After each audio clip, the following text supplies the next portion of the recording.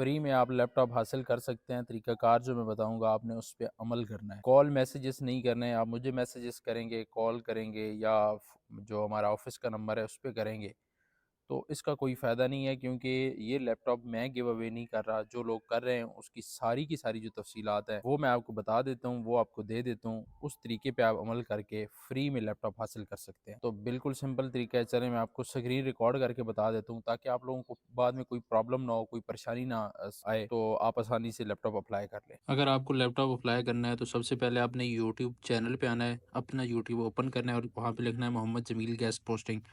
ये आप देख रहे हैं मोहम्मद जमील गेस्ट पोस्टिंग, आप ये लिखेंगे तो इस तरह का चैनल आपको शो हो जाएगा मेरा, और आपने मेरे चैनल को ओपन कर लेना है। जैसे ही ओपन करेंगे तो ये होम का पेज है, ये सामने ओपन होगा और यहाँ पे भी आपको बिल्कुल फ्री लैपटॉप जल्दी हासिल करें, और यहाँ वीडियो पे आएंगे तो पहली वीडियो आपको यहाँ पे नज़र आ जाएगी, बिल्कुल फ्री लैपटॉप जल्दी हासिल करें। इसमें मुकम्मल तफ़सीलात मौजूद हैं, आपके सारे सवालों के जवाबात यहाँ पे दिए गए हैं।